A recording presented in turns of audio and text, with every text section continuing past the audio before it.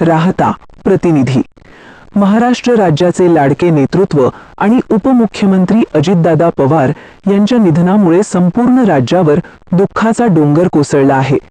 याच पार्श्वभूमीवर येथील श्री वीरभद्र मंदिरासमोरील प्रांगणात ग्रामस्थांच्या वतीने सामूहिक शोक सभेचे आयोजन करून त्यांना भावपूर्ण श्रद्धांजली अर्पण करण्यात आली. दुपारी 12 वाजेपर्यंत शहरातील व्यावसायिकांनीही दुकाने बंद ठेवून श्रद्धांजली अर्पण केली. यावेळी सर्वपक्षीय मान्यवरांनी भावना व्यक्त करताना सांगितले की महाराष्ट्राच्या राजकारणातील एक धडाडीचा आणि विकास कामाचा ध्यास असलेले नेतृत्व हरपले आहे. तसेच कोणत्याही कामावर वेळेत काम करण्याची त्यांची शिस्तबद्ध सवय होती. त्यांनी कुठल्याही जातीपातीचे राजकारण न करता सर्वसमावेशक राजकारण करत गोरगरिबांना मदत केली. मग तो विरोधी पक्षाचा असला तरी त्यांना मदत केली. वैयक्तिक कामापेक्षा सार्वजनिक कामाला त्यांनी नेहमीच प्राधान्य दिले. प्रशासकीय कामांवर व अधिकाऱ्यांवर त्यांचा नेहमीच वचक होता. राहता शहर विकासासाठी ना राधाकृष्ण विखे पाटील यांच्या साथीने काही अजितदादांनी केलेल्या कामाचे सुद्धा यावेळी अनेकांनी वक्तव्य केले. शुक्रवारी सर्व पक्षांच्या वतीने राहता शहर बंद ठेवण्यात आले होते. व्यापाऱ्यांनी बंदला 100% प्रतिसाद देऊन श्रद्धांजलीमध्ये सहभाग घेतला.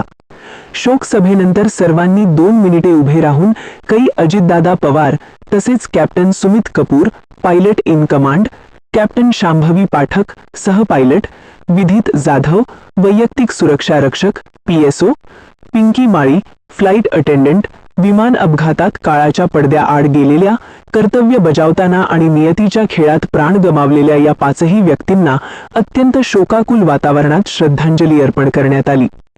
उपनगराध्यक्ष विजय सदाफळ, गटनेते मुन्नाभाई शहा, माजी नगराध्यक्ष कैलास बापू सदाफळ, साहेबराव निधाने, नानासाहेब बावके, डॉक्टर KY गाडेकर, नगरसेवक दशरथ तुपे, शशिकांत लोडगे, ॲडव्होकेट ऋषिकेश पाळंदे, ॲडव्होकेट रघुनाथ मोठे, मोहनराव सदाफळ, ॲडव्होकेट नारायणराव कारले, ॲडव्होकेट रामनाथ सदाफळ, मुकुंद नाना सदाफळ, संजय सदाफळ, बजरंग दलाचे मूर्तडक आदींनी शब्दरूपाने श्रद्धांजली अर्पण केली. या कार्यक्रमाचे सूत्रसंचालन प्रा. राजेंद्र निकाळे यांनी तर आभार राजेंद्र वाबळे यांनी मानले. अजितदादा पवार हे सर्वसमावेशक असं व्यक्तिमत्व होतं. दादांचा आणि आमचा बऱ्याच वेळेला संपर्क झाला होता आणि आमच्या बऱ्याच भेटी झाल्या होत्या. दादांची आणि आमची विचारधारा जरी वेगळी असली तरी काही विषयांवर, काही मुद्द्यांवर आमचं एकमत होतं. दादा हे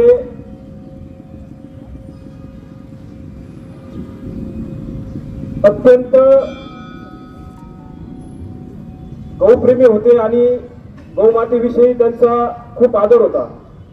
त्यामुळे दौंड असेल, इंदापूर असेल आणि पुण्यातील काही भाग असेल, या भागातील गौरक्षणा संदर्भात दादांची आमची 2-3 वेळेला बैठक झालेली होती आणि दादा त्या बाबतीत सकारात्मक होते.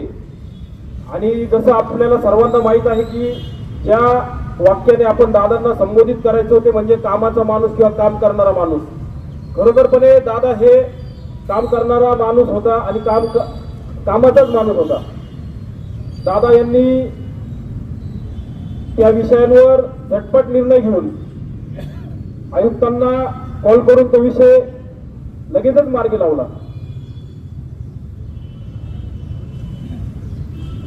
दादांच्या निधनाच्या आदल्या दिवशी दिवसभर आम्ही संघटनात्मक कामासाठी मंत्रालयात होतो.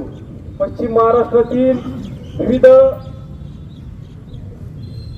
आमदार असतील, लोकप्रतिनिधी असतील, काही मंत्री असतील, यांच्या समवेत आमच्या काही चर्चा झाल्या. जसं आपण सर्वांना माहित आहे की दादा हे सकाळी लवकर उठून कामाला लागायचे आणि रात्री उशिरापर्यंत काम करायचे. आम्ही साधारणतः 7-7:15 वाजेपर्यंत दादांची वाट बघितली सायंकाळी.